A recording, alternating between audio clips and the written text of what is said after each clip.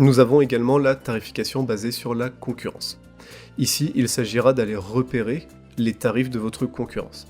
Pour résumer, nous avons deux types de concurrence. La concurrence directe, qui vont être les établissements concurrents qui vont avoir des produits et des tarifs assez proches des vôtres. Si vous avez un restaurant traditionnel sur la place centrale de la ville et que en face il y a un autre restaurant traditionnel, il va s'agir d'un concurrent direct. J'ai mentionné tout à l'heure les supermarchés et les boulangeries pour les repas du midi. Là, on va être plutôt sur de la concurrence indirecte. Après, tout dépend de votre type de concept. Si vous avez un concept de fast-food, comme un kebab par exemple, à ce moment-là, vous allez vous retrouver avec une concurrence plus directe de la part des boulangeries pour le midi. Le soir, au contraire, les boulangeries seront fermées, donc vous n'aurez pas cette concurrence-là. Aujourd'hui, quand on parle de concurrence, il faut également faire attention aux plateformes de livraison. En effet, vous pouvez avoir des concurrents tout à fait directs qui se trouvent sur les plateformes de livraison. Donc, comment est-ce qu'on va définir un concurrent ? C'est un de vos clients potentiels qui, au lieu de consommer chez vous, va consommer pour tout un nombre de raisons chez un autre établissement. Donc même si vous n'êtes pas présent sur les plateformes, vous pouvez avoir d'autres établissements de restauration qui sont dessus et qui vous feront concurrence. Vous pouvez par exemple avoir un client qui décidera, plutôt que de sortir au restaurant et de consommer chez vous, vous qui ne faites pas de livraison, vous pouvez avoir ce client qui va se dire je vais rester chez moi et je vais me faire livrer mon repas directement à la maison. Donc c'est quelque chose qu'il faut prendre en considération. Pour ce qui est de la stratégie basée sur la concurrence, il va s'agir pour vous de faire la différence entre vos concurrents directs et indirects. Cela peut être des fois des concurrents indirects, mais qui vous font face directement sur certains produits. Si vous avez un coffee shop par exemple, la boulangerie d'en face ne vous fera peut-être pas concurrence, elle n'aura peut-être pas de place assise. Cependant, sur le prix du café, elle pourra peut-être vous faire concurrence. Il vous faudra donc comparer vos tarifs avec les tarifs de vos concurrents. Dans cette comparaison, le poids de la tarification de vos concurrents directs devra être beaucoup plus importante que de vos concurrents indirects. À ce moment-là, vous aurez plusieurs choix. Faire une stratégie de différenciation, donc vous aurez des tarifs différents de vos concurrents, qu'ils soient plus hauts ou plus bas, et vous ferez ceci parce que vous considérerez que vos produits sont trop différents de votre concurrence, et du coup, cela justifie d'avoir un tarif différent d'eux. Si on reprend l'exemple du coffee shop, vous aurez probablement un très bon café sur lequel vous aurez une histoire à raconter, et la boulangerie d'en face aura un café beaucoup plus basique, beaucoup plus industriel. C'est donc ici où vous pourrez vous différencier et justifier d'un tarif plus haut, d'autant plus que votre produit aura une valeur perçue qui sera meilleure auprès de la clientèle. La stratégie d'indifférenciation, quant à elle, consistera à vous aligner sur le prix de votre concurrence. Donc tout simplement de vous dire, si je fais le même tarif, j'appliquerai le même tarif que ma concurrence. Rien de plus simple que ça. Le risque avec la stratégie d'indifférenciation ou d'alignement est que vous n'ayez pas une marge suffisante à chaque fois que vous vendez vos produits.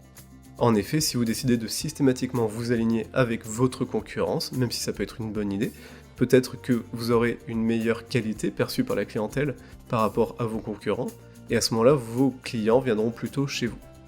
Cependant, le problème va se trouver dans les marges. Si vous vous alignez toujours avec les tarifs de votre concurrence, vos marges des fois seront complètement déconnectées. Ce qui veut dire que vous ne pourrez pas être rentable à chaque fois que vous vendrez un produit, ce qui va mettre votre entreprise à risque. Donc cette stratégie doit être utilisée avec des pincettes. Nous avons ensuite la stratégie de pénétration. Cette stratégie consiste à avoir des prix volontairement beaucoup plus bas que la concurrence ou que le marché. Cela vous aidera à attirer beaucoup plus de clientèle. Nous l'avons vu sur l'élasticité de la demande, plus le tarif sera bas, il ne faut pas qu'il soit trop bas, sinon on perd complètement l'aspect qualité, mais on peut suffisamment baisser le tarif pour vendre beaucoup plus de quantité, donc dans ce sens-là, attirer beaucoup plus de clientèle. Cette stratégie peut durer un certain temps, elle peut durer jusqu'à ce que vous ayez accumulé suffisamment de clientèle fidélisée, donc là il faut faire le travail de fidélisation, pour qu'après vous puissiez progressivement augmenter vos tarifs. Vous avez d'autres stratégies de pénétration qui existent, où vous faites cette stratégie seulement sur certains produits. Si on pense à McDonald's, ils vont avoir le menu McFirst, qui est un menu très peu cher, je crois aux alentours de 5€, pour lequel vous avez un sandwich, un accompagnement et une boisson.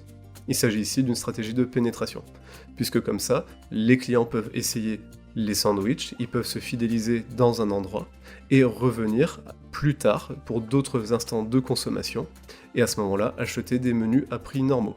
et donc c'est tout gagné pour l'entreprise. On peut donc imaginer que sur ce type d'offre, l'enseigne McDonald's gagne très peu d'argent. J'imagine qu'ils en gagnent quand même, par sécurité, mais les marges doivent être vraiment très fines, pas suffisamment en tout cas, pour payer absolument toutes les charges du restaurant. En d'autres mots, ils ne pourraient pas vendre que des menus McFirst pour faire tourner leur établissement, il faut vendre d'autres choses. La stratégie d'écrémage est de fixer volontairement des prix relativement hauts pour éviter toute une partie de la clientèle. Toute la clientèle qui aura un budget trop bas par rapport à ce tarif-là ne consommera pas chez vous.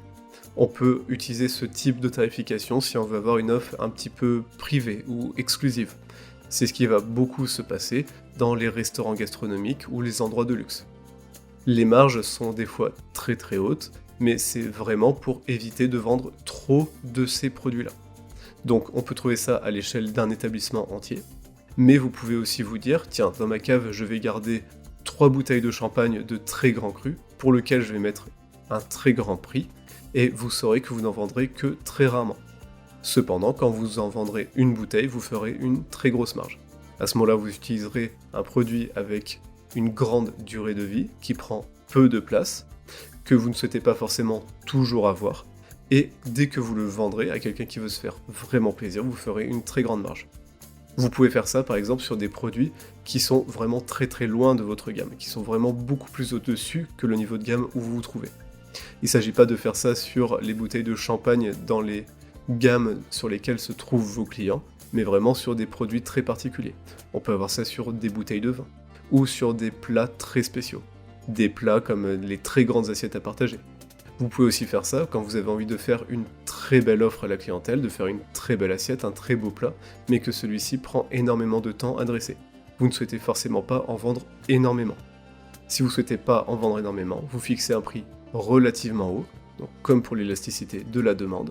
À ce moment-là, vous ferez une très grande marge, mais vous êtes sûr que vous n'en vendrez pas forcément beaucoup. Cela peut être une stratégie tout à fait acceptable sur certains produits, ou même sur l'entièreté de votre offre, selon le niveau de gamme où vous vous trouvez. Mon nom est Florian Astier, j'accompagne les restaurateurs dans leur gestion quotidienne et dans le développement de leur entreprise. Je suis l'auteur de La gestion en restauration et du nouvellement paru Métier de bouche, la gestion des stocks de A à Z. J'espère que cette vidéo vous a plu, pensez à vous abonner, à mettre un j'aime et à la partager au plus grand nombre. Sur ce, je vous dis à bientôt, au revoir.